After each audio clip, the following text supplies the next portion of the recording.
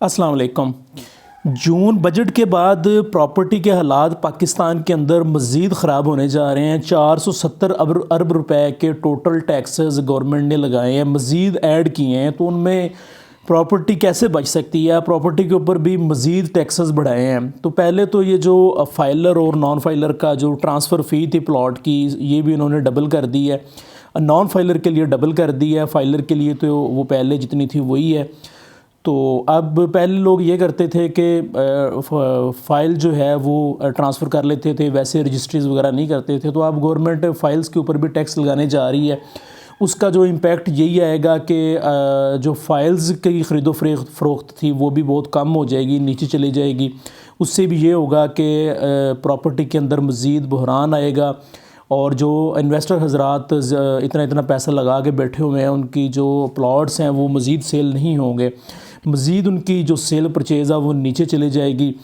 اب آپ خود اندازہ لگا لیں کہ آپ کے پلاٹ یا پراپرٹی آپ کی ہمیشہ اس وقت سیل ہوتی ہے جب لوگوں کے پاس پیسہ آتا ہے۔ تو لوگوں کے پاس اب پیسہ ہے نہیں، ان کے پاس ان کی قوت خرید جو ہے وہ نیچے چلی گئی ہے، کیونکہ مہنگائی ہونے کی وجہ سے انکم ان کی وہیں پہ ہے لوگوں کی، اور جب کہ مہنگائی زیادہ ہو گئی ہے تو ان کے پاس اتنی ان کی سیونگ یا جمع پونجی آپ کہہ لیں کہ ان کے پاس نہیں ہے کہ وہ پراپرٹی کے اندر انویسٹمنٹ کریں۔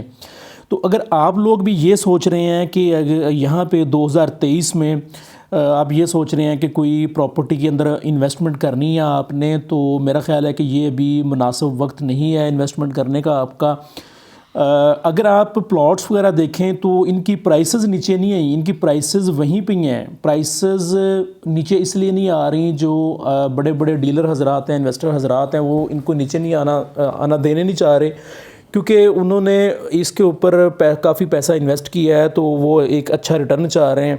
لیکن دوسری طرف لوگوں کے پاس اتنا پیسہ نہیں ہے، قوت خرید نہیں ہے۔ تو اگر آپ یہ سوچ رہے ہیں کہ پلاٹ میں خریدوں گا ابھی اور 6 ماہ بعد اس کے اوپر ایک اچھا ریٹرن لے لوں گا، تو یہ میرا خیال ایسا نہیں ہوگا۔ تو ہوگا یہ کہ آپ پلاٹ خریدتے ہیں تو آپ کو تقریباً 3 سے 5 سال کا ویٹ کرنا پڑے گا، پھر جا کے اس کے اوپر آپ کو شاید کوئی اچھا ریٹرن مل جائے۔ تو ابھی ان حالات میں اگر کوئی آپ کے پاس انویسٹمنٹ ہے اور آپ یہ سوچ رہے ہیں کہ اس انویسٹمنٹ کو میں کہاں پہ انویسٹ کروں، اس پیسے کو کہاں پہ انویسٹ کروں، تو آپ پلاٹ کی بجائے پھر کوئی گھر خرید لیں، چاہے کوئی چھوٹا گھر خرید لیں۔ میں آپ کو ایگزامپل دیتا ہوں کہ اگر آپ کوئی 1 کروڑ کا گھر خریدتے ہیں تو جو مٹیریل کی پرائسز ہے یہ مزید اوپر ہی جائیں گی، یہ نیچے نہیں آئیں گی۔ تو 1 کروڑ کا آپ کا آج کا خریدا ہوا گھر آپ کا سال بعد وہ 1.25 کروڑ کا ہو جائے گا، کیونکہ مٹیریل کی پرائسز مزید اوپر جائیں گی۔ جبکہ جو پلاٹس ہیں ان کی سیل اینڈ پرچیز جو ہے وہ رکی ہوئی ہے، ابھی مزید یہ بڑھنے بھی نہیں جا رہی، بہت کم سیل اینڈ پرچیز ہو رہی ہے۔ تو آپ پلاٹ خرید کے رکھ لیں گے تو آپ کو بہت زیادہ ویٹ کرنا پڑے گا۔ اور دوسری طرف جب تک بینکس کا جو شرح سود ہے وہ نیچے نہیں آتی اور ملکی حالات بہتر نہیں ہوتے، تو پراپرٹی کے اندر بھی بہتری نہیں آئے گی۔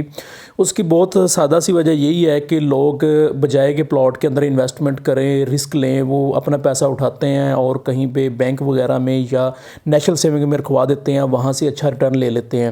تو اس وجہ سے بھی پراپرٹی کافی نیچے گئی ہے۔ تو یہ ایک انفارمیشن تھی جو میں نے آپ کے ساتھ شیئر کی ہے۔ ملیں گے انشاءاللہ نیکسٹ ویڈیو میں۔ اللہ حافظ۔